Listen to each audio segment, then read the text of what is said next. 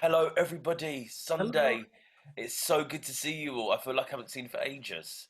No. It's always so nice, and I thought we should just go straight into our introductions with actress, singer, and voiceover artist Jennifer Saayeng. We've got actress and writer Donna Preston. We've got presenter and actress Sarah Jane Honeywell. We've got filmmaker and love, as he loves to call people, Oh, you're allowed. and director Leo Lopez. And we've got actor and singer Adrian Hansel. We have had so much comeback off of last week. And the first thing that I wanted to talk about, to dive straight into, we started the show very heavily with Diane Abbott last week. And we've had quite a lot of comeback because we didn't know whether that was racist or not. There's a whole um, there's a whole thing that's dedicated to called Diane Abbott is a C.com What? online. Yes, and I'm just going to read out one of them. It's quite a lot, but get ready to listen. So, my God, Diane Abbott, what the f were you smoking last night? Top grade hash wrapped in a banana skin, What? according to this C of a jungle bunny. Speaking of What? RCC this morning, if Oh my Labour got God. into power, not an effing hope in hell, they would recruit 10,000 police officers at a cost of 300,000 over 4 years. Are you effing serious? What are you going to pay them with? Oh, I forgot. You'll be paying them with your staple diet, monkey nuts. What? Where are you getting this from? Hell. I know, but this is what I mean. So, and it goes on and on and go What on. the hell?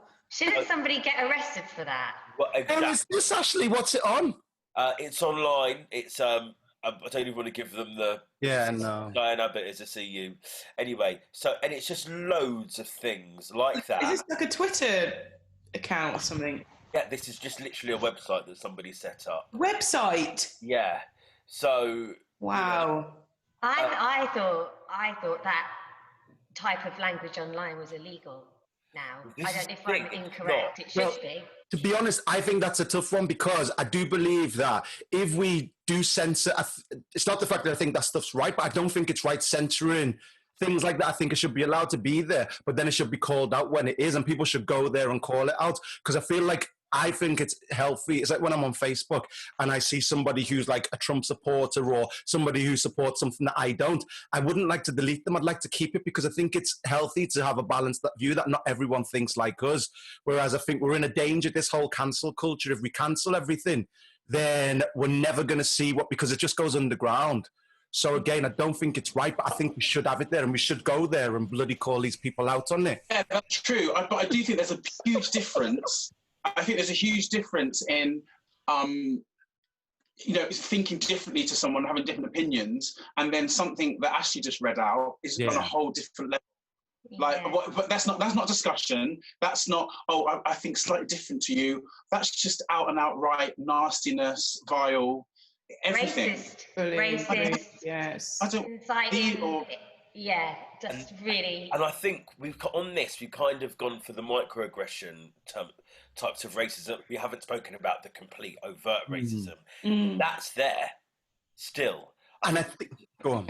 I think we need to sort out the little bits as well of what we're trying to do. Not little bits, but of the everyday stuff that people have to go through on the streets on a daily.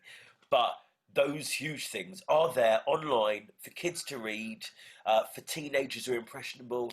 We talk about uh, Islam radicalizing them, but the far right are also radicalizing people. So we need to kind of voice these things for us to read them out to go, actually, that man who was on tour, who's a bit more political than us, who's reading and going, and then he's seeing stuff like that's the only black guy on tour. He's seeing stuff like sent to his WhatsApp group, and he's reading that. He's going to feel vulnerable. So that was just for us to sort of look at what we spoke about last week, and we were a bit unclear about what's going on in the world. I think when you see it on the bigger side, like there was somebody made a comment actually on one of the groups that I posted the talk on, and they were like, we have to be careful if things going too far. Let's deal with the bigger stuff. Now, I think when you see something like that, like there is a website dedicated to it, and you see how big it is, and then someone takes a small percentage of that and thinks, oh, we can post this because it's small. Underneath it all, it's the bigger stuff that's allowed that to happen. Do you see what I mean? So I think now, because with the Diane Abbott thing, when looking back, I thought, oh, it's like the first week when we saw the baby in the Pepsi bottle. at first I didn't think there was anything wrong with it. Then I saw the picture and I thought there was a lot. With the Diane Abbott thing, it was the other side. I thought the sound of it made me think, wow, this is really racist. And then I thought, oh, maybe it is a bit of banter. But now hearing what you've said and the bigger scope of it all, I think actually, no, there's a bigger underlying racist element to it all. Yeah. So now I do think it's so tough, this whole thing. and I think- But if that was a footballer and people had said that to a footballer, then they are now, quite rightly so, starting to prosecute fans. And that person should at least have a word with. But Sarah Jane, I really agree with you. It's JLS, Aston from JLS this week, quite rightly up in arms, brand newborn baby, and somebody from an account who was being followed by one person and he was following one person wrote under his baby's picture, "Little Niglet." Don't. Yeah. But the thing, I don't understand. Why isn't there any security on this? Because that you know, these little tiny comments could potentially fucking kill someone. You know, Well, they we're do very, kill very delicate in the public eye. Celebrities, politicians, everyone, we're so delicate, and these tiny little comments can really, really fuck you in the arsehole, and it's horrific. Why isn't there any security? I mean, we looked, you know, last year is a great example. Caroline Flack took her own life because the fucking press bombarded the shit out of her. And normal And I people, know not just press. Yeah, exactly. And it's just like, what is happening? Where is the support? Where's the security to save people's lives? You know, it's just all another level. I think there is a movement for that. I mean, it just so that I'm in Fabulous magazine today talking about cancel culture, but I think this is even something greater than that. I think racism online and like I say, in football clubs or anywhere, shouldn't be tolerated. And you're right, people do kill themselves for that sort of thing. And I just, you know, that's online for all to see. So they can trace who's done that. Somebody needs to have a word. Just like now, I think a teenage boy has been in trouble for being racist to a footballer. And yes, he should be. Yes, he absolutely should be in trouble for that because it's not acceptable behaviour. Yeah. I think that's so right, everything you've said. Online, there have been instances where people who have been really racist it's been arranged for them to meet their victim, and they sit with each other. And 9 times out of 10, the person who's been racist will sit there and go, "I don't know why I said it. I was just angry. It was Brexit at the time, and I didn't know where the country was, and I just saw you, and I just took it out on you." So sometimes these people are just in a bad time in their lives. They're angry. They'd never say it to somebody's face. But how do we kind of get this out in generations to come? We're still not, because kids can be cruel. You know, I remember I was sat on a bus once, and there was this group of young white kids having a great time, and he went, "Oh, look, there's so and so, the effing monkey." And I was like, oh, and they were 13, 14. So if you think that was 10 years ago, they're now in their 20s. Do you know what I mean? They're out living with, hopefully their views would have changed, but it's education, isn't it? As we always It is, but Ashley, I think you've just summed it up then, not summed it up, but you've just pointed something really big out. When that guy, or whoever it was, turned around and said, Brexit was happening at the time. Yeah, now, you can't be like, Brexit isn't Brexit. It's the movement behind Brexit. You've got all of these politicians, you've got all of these media outlets, whether they're left or right, and they're using these things, the same as what we've got now with, sorry to go off there, but, you know, and I'm going to try and hold it back a bit, but the whole corona thing and how the governments are using that in their favor to push through things. Now, the thing with something like Brexit is those people who are out there campaigning for Brexit are using hate in a way to push through legislation, to push through an agenda that they want. But what they do indirectly is implant this hate into the population on a base level. So therefore, it's not necessarily a racist thing.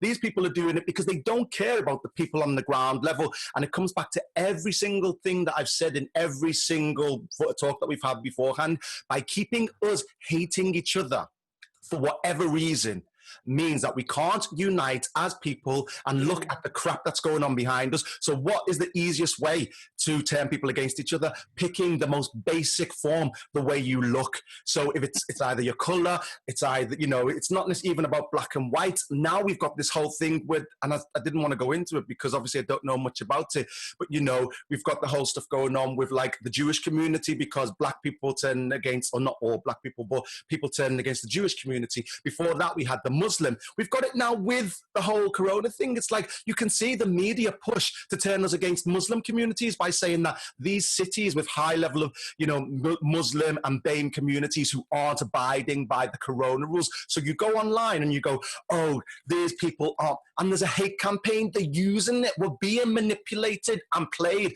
by people on a higher level to turn us against each other, and we can't allow it to happen.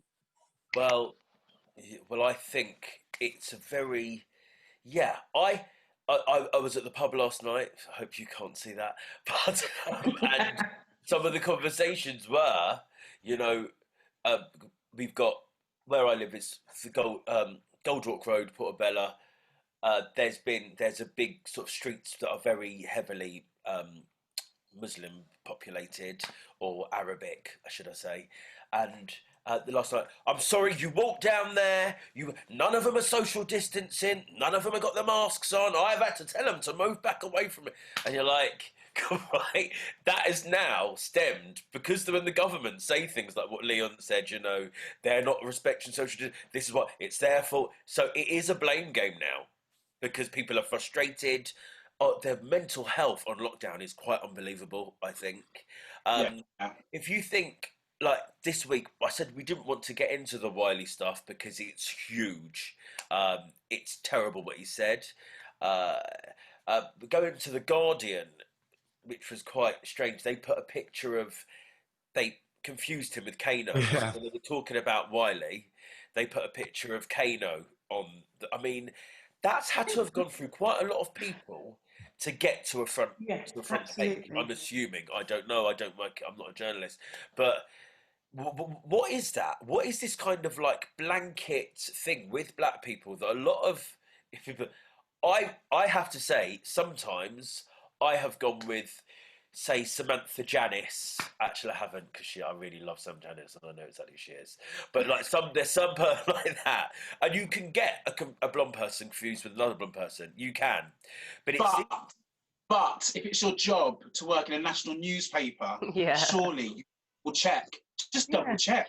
Even if you don't know yourself, just double check. That's it. Done. They've got too much responsibility to get those things right, that they shouldn't be getting them wrong. It should be impossible for them to get them wrong. And I think they have a lot to answer for, but they're not answering for it. They get away exactly with what you're saying. Another one springs to mind. Was it Stormzy and footballer? I don't know footballer. Yeah, I saw that. I can't remember his name, but I know what you mean. Yeah. They do it all the time. What was you going to say, Don? And they have a lot to answer for, because it's like they get to pick whoever they want and put them on a pedestal, or tear them down, or big them up in a way that people respect or disrespect. And like you said, they're holding so much power, they need to be held accountable, don't they? I mean, it's very odd. This happened with one of my mates the other day, Dane Baptiste. There was an article from a really big channel, and they mixed him up with Richard Blackwood. Oh, I saw that one as well. I was like, what the chuff's going on? It's just bizarre, isn't it? But you think, now are they doing it on purpose? You think they're doing it on purpose? Why would they do that? Because to incite hate, I know for a fact, as a media outlet, if I'm going to do something and I want to get people to tune in, what I do is I do some, because it doesn't matter if people are coming to your publication with negativity, it's the fact that they're getting the clicks, because all they care about is the advertising revenue. So the more clicks they get on that page, you can't write an article about somebody, like a black person, being anti-Semitic or dealing issues of race, and then actually have something that is racist within it. It's like you've got racism within racism within racism. Yeah. They know what they're doing. Don't be fooled. They're fucking out to get us, the cunt.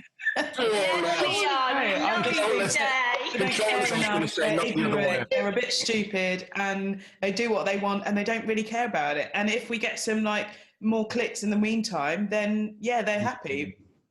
Well, okay. But I Yeah. mean, what we talk about that, but then what about on an everyday level, as we love to talk about on here, in the workplace, and we won't dwell on it, but obviously we had Rachel Adedeji at Hollyoaks, where she'd released her statement on Black Lives Matter after they'd said they were going to do a podcast, and one of her things were that the makeup ladies had said, "Don't put all the black girls in the same wigs because we won't be able to tell them apart."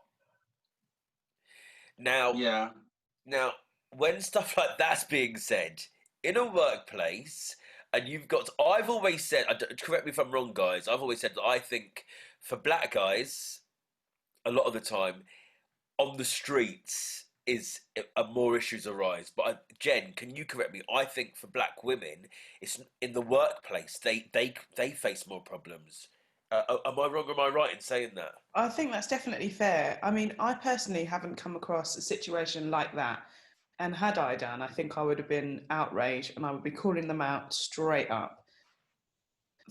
For me, it's almost been the opposite. There is no conversation.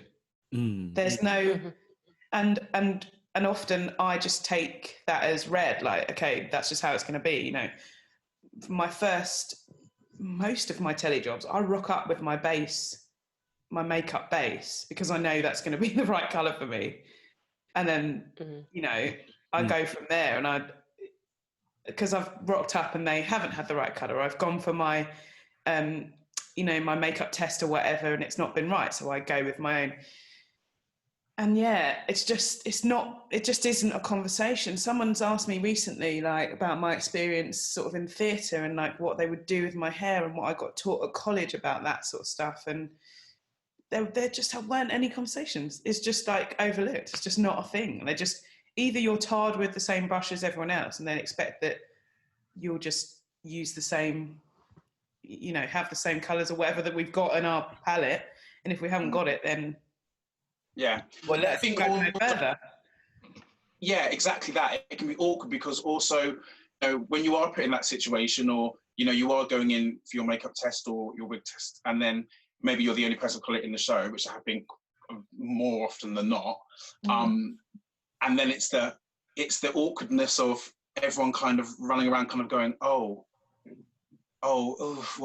dear, this isn't going to work, is it? And like everyone's kind of laughing it off, but you're kind of like sat there, kind of going as well, but just feeling like the world's like swallow you up, and then kind of, well, maybe if we just like make this work, or and no one knows, and you can't help them, and they can't help you. And obviously, I'm a boy, so I've not got like makeup at home and stuff to be able to do, you know, Jen, what you did, and then it's just so awkward, and I feel sorry for them, they feel sorry for me, we all feel sorry for each other. No one knows what to say, just because there wasn't a conversation maybe 2 weeks before production started. But they have talked about everything else: lighting, music, choreography, makeup, wigs, but maybe not makeup and wigs if there's a person of colour or, you know, whatever. And the other side, when everybody. But when they do say as well in shows, I want to go back to the Hollyoaks point because I think it's not fair not commenting on it, but going to the show thing first is when you're in a show and they go, oh, don't worry because we have a black hair specialist. I not even past, that's the wrong word, but I'm quite, when it comes to makeup, a darker skin tone for a white person tends to kind of, I'm more kind of yellow toned, unless it's like obviously summertime when I absorb the sun more. But like my hair is undeniably black, and it's like, and again, it's like they go, you've got a black hair specialist coming in to do, you know, we want to do this. So you turn up at the black hair specialist, and it's not. It's the wig designer that we all know that does all the shows, and then he's brought somebody in, and they've gone, oh, no, I'm not specialist on black hair. It's like, well, why haven't you? You told me that you had. You lied to me. Do you know what? There's no excuse for that. And I'm talking, you know, it's been a few years since I've done a show. There's no excuse now not to bring somebody in. And it's like the thing what you said, Jen, you know, you haven't really had much a problem with that. But a lot of the time, we all know, even me being mixed race, you kind of tend to be the only person of colour, maybe one of two, in most shows, unless you're doing like the colour purple. I should say, like, it is a problem. I've not been faced with like an altercation necessarily, or like, you know, the problem is that there's no conversation about it. The way I counteract it is I go prepared. I'm not the makeup artist. Yeah. Why isn't the makeup artist prepared? And that's what's missing, isn't it? Yeah. Like you said, Adrian, they're prepared for absolutely everything else apart from the black people. Yeah. Well, let's take it over to Donna and Sarah. Sarah Jane. So do you ever have experiences like that when you go into makeup? Well, not with the, obviously not with the colour, but just more that I am a bit of a tomboy, so I don't necessarily want to look like the makeup ladies make everybody look, but that's a different issue, I think. So, you know, they'll do me and they'll put on eyeliner in a strange way and they'll put lipstick on. I hate lipstick. And then they'll curl my hair and make it look really neat so I look like a complete weirdo. But that's a completely different thing. So I do go prepared. Like I do it myself. And then if they try and like neaten up my hair so that I look like that. But also, if you're saying that they try and make you up and you feel like you end up looking like everybody else, and mostly everybody else on paper is similar to you, well, then yeah, that was they're definitely not going to be prepared for one of anyone my else. points was they're usually white women and they usually are all beautiful and lovely, but you know they take on that trend of makeup at that time and that trend of hair at that time, which is always a white person's trend. It's never any other. I have never been made up by a black lady ever. And isn't that a good point? So I've never had that experience where I go, oh gosh, like are you going to be able to do my makeup? Yeah, is this going to be the same? Will she know what to do? And sometimes I'll see a woman that's like really heavily made up and I think, oh no, she's going to make me look like her and that look just doesn't suit me. So I can't imagine what you go through. And I should say as well, like I've had some incredible makeup ladies on trailers and stuff. Incredible. White. I've had an Asian lady, amazing. It's not even really about them specifically, but you have one experience and then you just end up tarring the rest of them because you know that you are the abnormal walking into whatever set. Yeah, and let's face it, your face is on camera. So it's not anybody else. You don't look at a show, you never watch a show and say, the makeup lady, the producer and the director did that person's makeup wrong. You look at the show and go, why has she made herself look like that? Because I'm always a bit weird about fake tan because I'm so pale that it really, I might as well have this t-shirt on when I wear fake tan.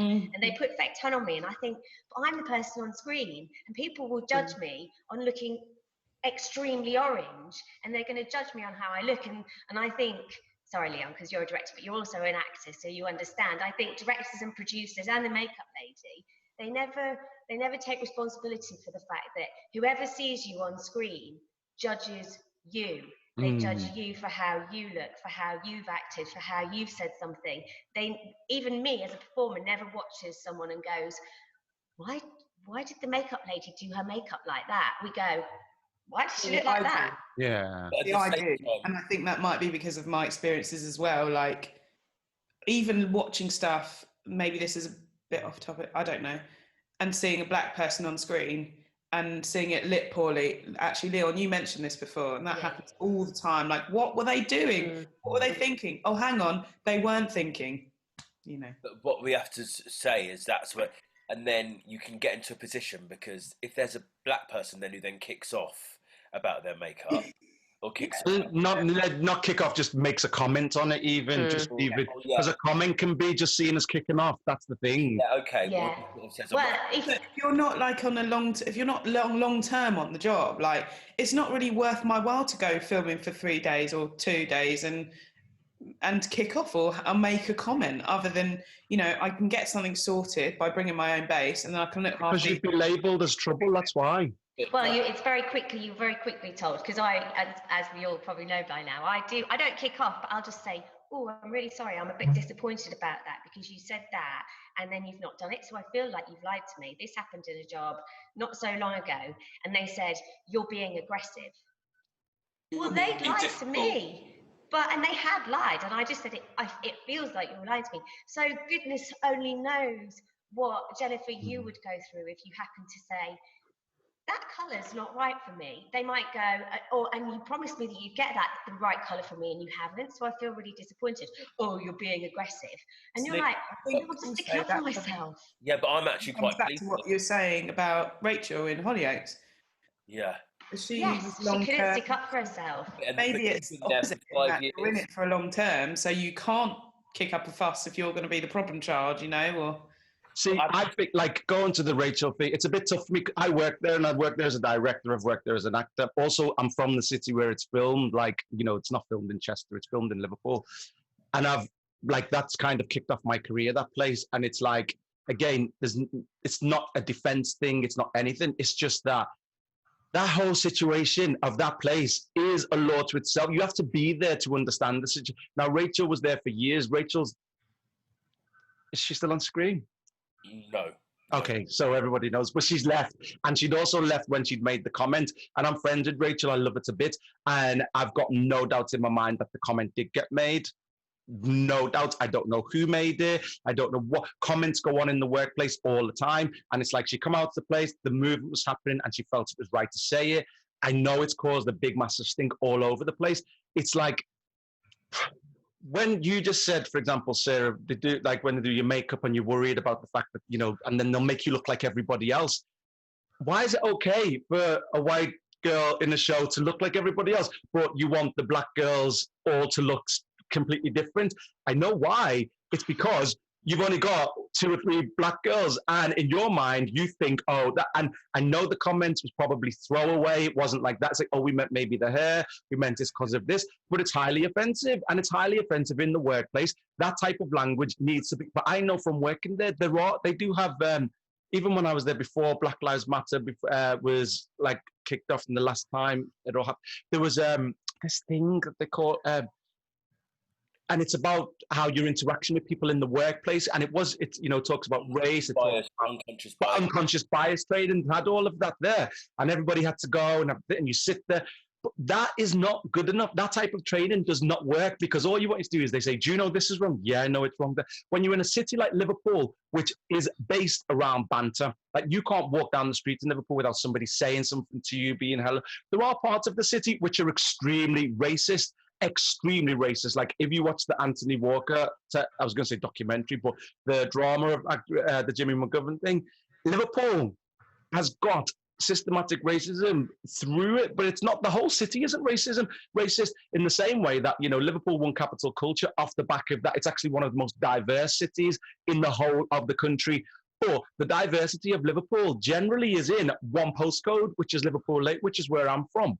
You know, there was a whole thing about Liverpool at the time when the capital culture was happening, and the slogan was the world in one city. And a lot of the people in Liverpool got together and was like, actually, no, it should be relabeled the world in one postcode. The Chinese community, the Muslim community, the black community are all based in Liverpool Lake and Toxteth.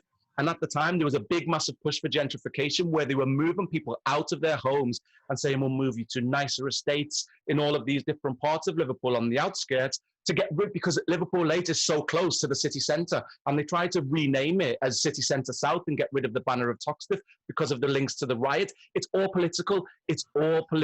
But then if you move as a black family, like where Anthony Walker lived, there's lots of racism within. When I was watching it, I didn't know where people. Anthony Walker now, aren't they? Sorry, I don't know. I've moved over, and so, but it's kind of like if you watch that, you kind of get an idea of, because you've got the racist side of Liverpool, but then you've got the non-racist side, but then you've got the place where banter meets in the middle, and it's like a lot of the stuff that we're talking about within this. It's like, well, when is banter not okay? When has banter gone too far? Do you know what I mean? It's like that we've got to train ourselves to go, you know what, some things that we considered as banter in the past were offensive then, but now that we know it's offensive, we need to stamp it out. So a comment like that of kind of, oh, they're all going to look the same, you've got to think about it before you say it and go, is that, it's banter, but is it offensive? Oh shit, yeah, that's offensive. And I think that's what the problem is. Yeah, right. Agreed. It was a bit like last week we were saying, should we just joke about something else? We didn't understand why, but we do understand why, because there's a much bigger issue, particularly with Diane Abbott. There's a bloody website. Like, that person that sent that message, I bet they don't know that. It's probably sent much more instantly. Well, maybe they do. And you know what you were saying about like bubbles kind of being in your own social media bubble on Facebook and only having like-minded people in that space with you means that it's just like a melting pot of the same ideas. Yeah. And so maybe that person that sent that message felt like that was another sort of bubble. We would all be like-minded. We would all be not saying it's okay. What's your take on this, Donna? Because we've lost you a bit. As in the makeup sitch or this? Just a summary of like basically the makeup, what goes on, and like just because obviously it's so different for you. Yeah, well, in terms of the makeup situation, I find it absolutely baffling why you aren't trained to do every skin colour. So I have a comedy partner, and she's her heritage is West Indies. So we did a project last year, and oh my goodness, so Verona got her makeup done first. I was just coming off another job, and I said, "How's the makeup artist?" She was like, "I'm not sure," and I was like, "Bloody hell, it's gone tits up." Anyway, saw Verona. I said, "What the chuck has she done?" She was grey. But Verona was like, "No, it's okay. It's okay. I'll sort it." I was like, "No. This is not right. You can't go on screen like that." So I kicked off because I was like, Verona's, and especially because it was our own baby. We'd written a BBC comedy, and I was like, this is our baby. We need to look fierce as chuff on this, you know.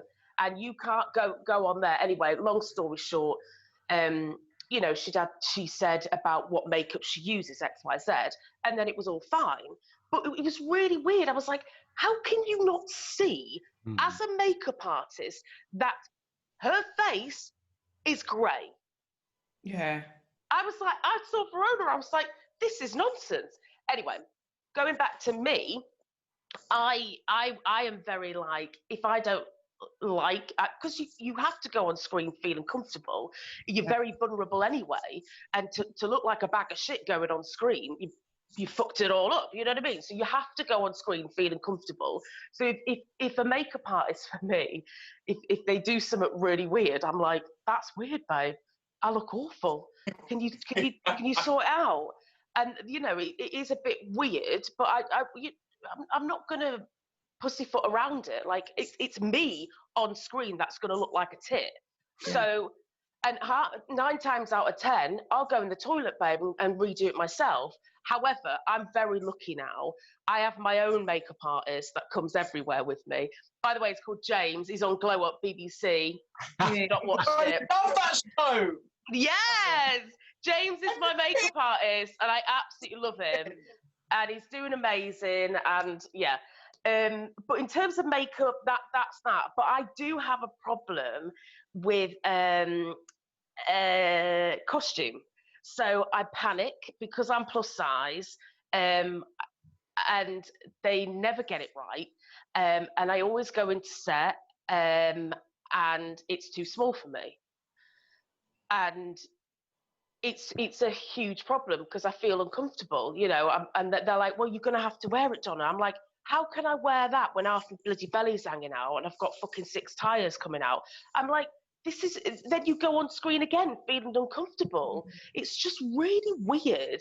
But again, I'm lucky because I have got a costume designer. So it's really weird. Like you know, in this industry, you work with loads of people and you kind of like, you also go, why are these people always working with the same people? Can they not give us a chance? However, I always used to say that, but now I know these people who are incredibly talented, who know my face, who know my body inside probably better than I do myself.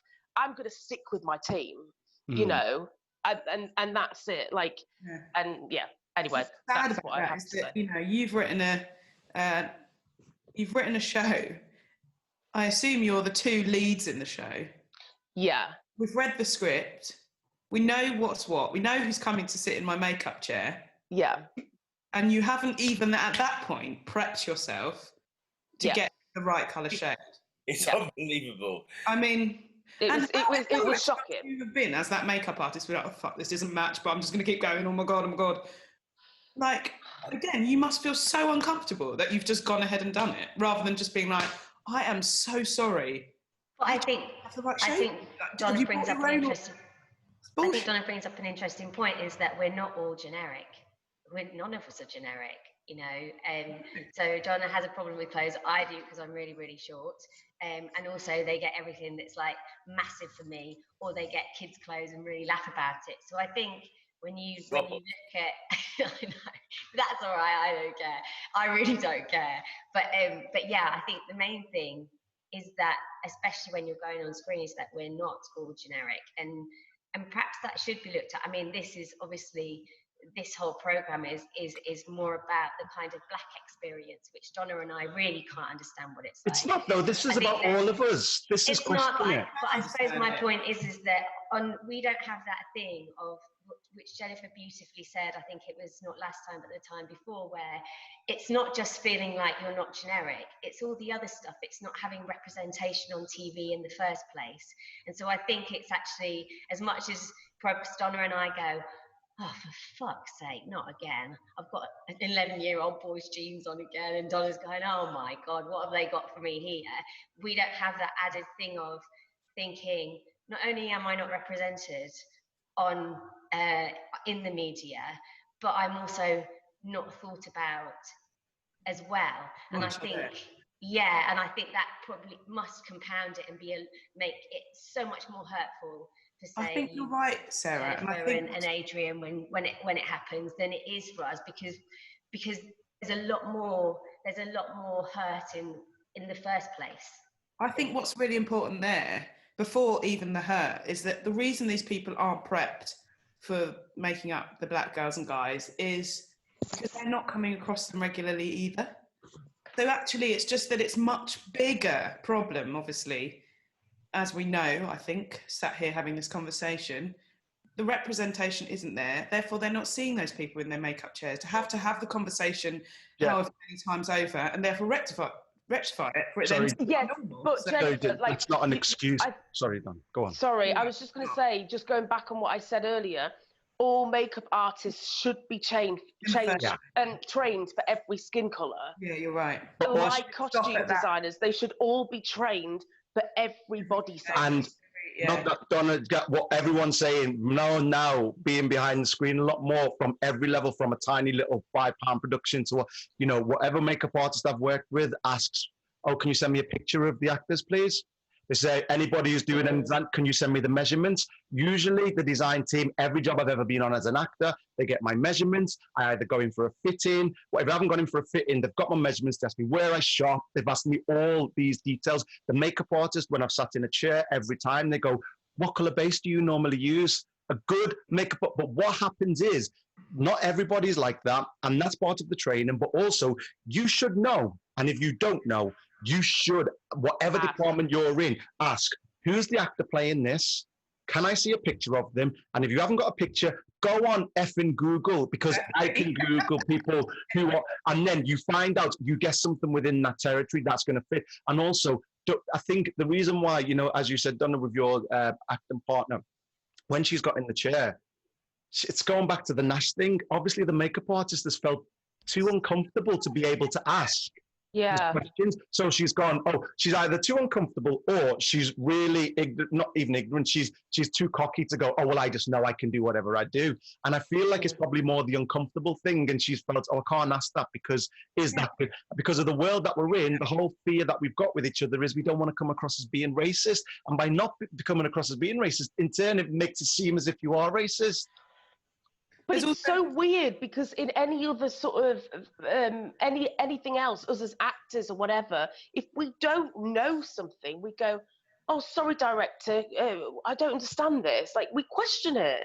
Like, what the fuck? It's just so weird. Like, why would you just carry on doing your makeup? And then, another massive issue is, if you look at the skincare industry, the makeup industry, like, there's so many brands that I will walk into and try and find a foundation or whatever in my colour, and it just doesn't exist. Wow. Like, massive. So now it doesn't exist, Jennifer? Yeah. Really? Like, recently, yeah. I mean, so many. And I just, like you used to do with your team, I stick with my couple of brands that I know that are going to, match my skin tone and stuff. But what brands are good, Jen? Say something now, because we've got but it'd be nice for people, if they are listening, to go, oh, Is there anything you could recommend for darker skin tone? I mean, I am not the one for this, but I stuck with MAC forever because I just knew I could walk in there, I could get any which shade I wanted, and it was never, ever, ever going to be a problem. So aside from thinking about what the actual thing was that I was putting on my face, I just knew it was going to match. So for me, they were number one. I'd have my white mates going, oh gosh, Matt, oh, it's a bit heavy, it's a bit whatever. But for me, it was just like, okay, well, I'm going to make this work because at least it's the right colour. I use Fenty now. Say that again. Fenty, which is Rihanna's brand. Ah, okay. And Bobbi Brown, basically. And I stick with those. But I mean, there are many more than that now, but there are. Particularly the high street brands and stuff that's like, you know, you can't walk into Boots generally, the stuff that they have on their shelves, pick up the right shade. You have to go to like the specialist. You've got to spend like your 20, 30 quid on your foundation or whatever as a you know, as a base. That's so in some weird. Ways, that's my excuse for the makeup artist because I don't understand what else it could be. Well, that you have to go a little bit outside the box to maybe find these things. I feel like I want to say I've actually worked with really, really good makeup artists. I've been really like that. As have I. I'm not good. Yeah, we have. But there are brilliant makeup artists, but there are some that just don't quite get it right. What stuck out to me from this conversation is that Sarah Jane, when you said about you've turned around and you've had a go, and they've said, "Oh, you're being aggressive," which has made me feel a little bit better because when somebody says to a black guy that you're being aggressive, there's a whole lot of connotations that come along with that. And it can get really, really blown up. Donna, as well, with you, you're saying about, you know, you've now got your own makeup artist that goes everywhere with you, and you've worked really, really hard for that. That is a great privilege. I know I probably came across like, no, you never. I would do it too. I don't blame you. I don't blame you at all. But that is a great privilege. Oh my goodness! I'm so grateful for him. He's so full out, and I love to look like a drag queen, so he's perfect, you know. Does your sitcom Can I just go back on just the makeup thing, what you just said, Jennifer? I don't know if anyone follows Nikki Tutorials on Instagram, but she recently did a tutorial with using black skincare makeup products, and all the proceeds, you basically watch the video, the YouTube video, and all the proceeds goes to Black Lives Matter, which I thought was amazing. Or because, you know, all you have to do is swatch it.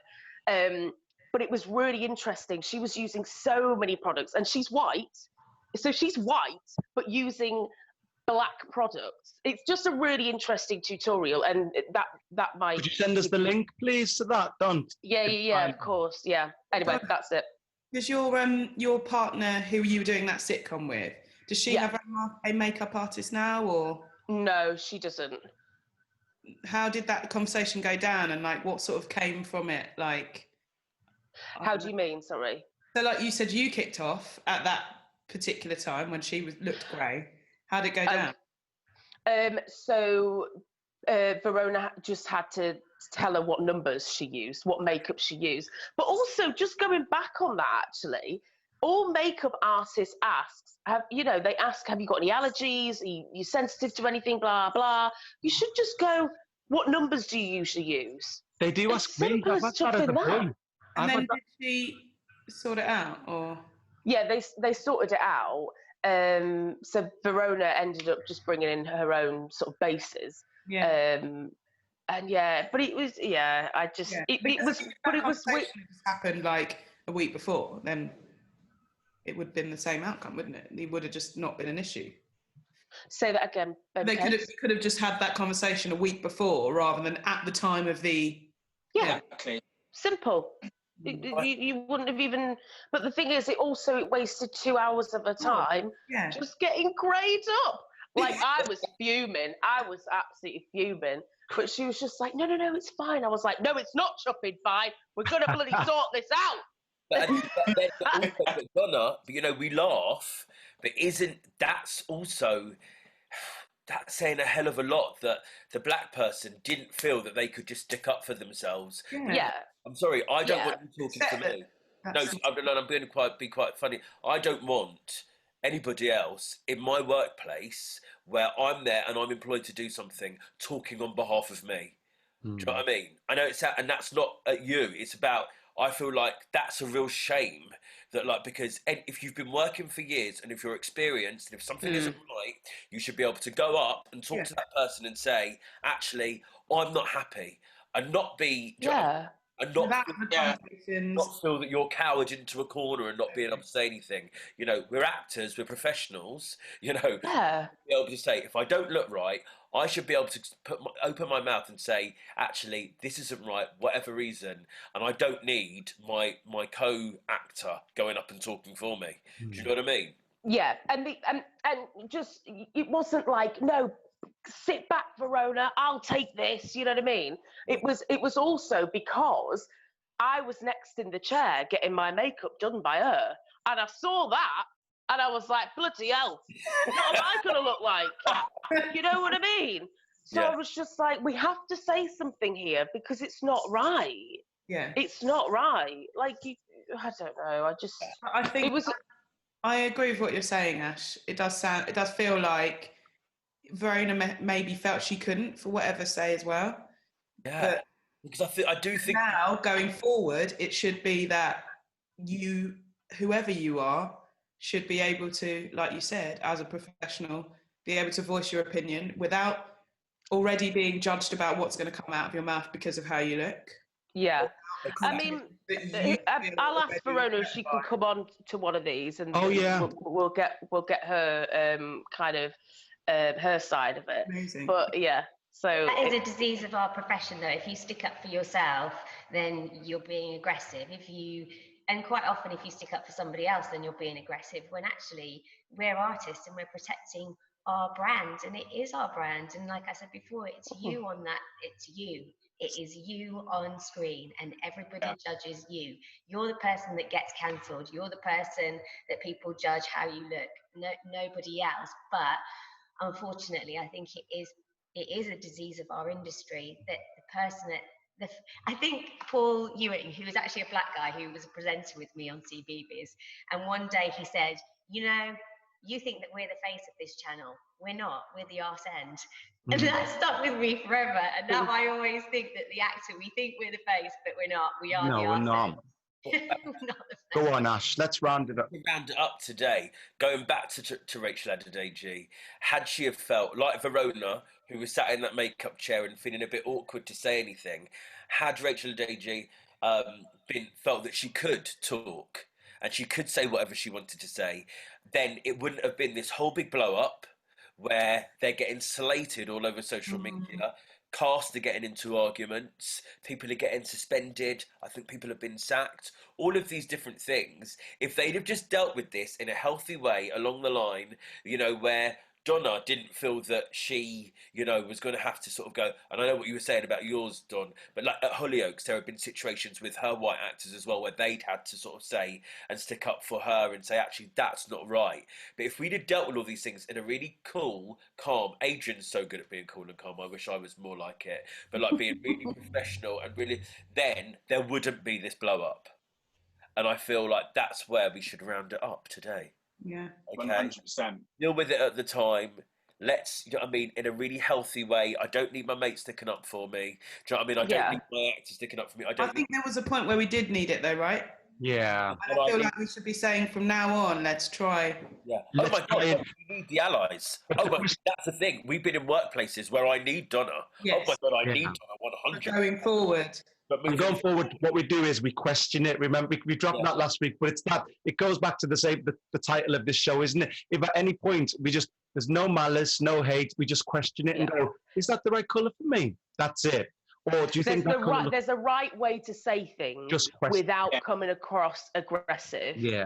You know, baby cakes, I don't know about this. Oh, I feel a bit weird. You know, be aggressive. It's a two-way thing. You're all working as a team, and that's the thing. But just don't have that fear. Don't hold back if you feel and look like a bag of shit. But also, just to round it up, sometimes, you know, if you've been up since 5, and you're not feeling great, and you sit in a chair and somebody makes you look like a bag of shit, it's quite hard not to be aggressive. I'm a fan, babe. Just don't be I'm a fan. That is a starter for next week. Right, love you guys. Let's wait. Bye. Wave and smile. Bye.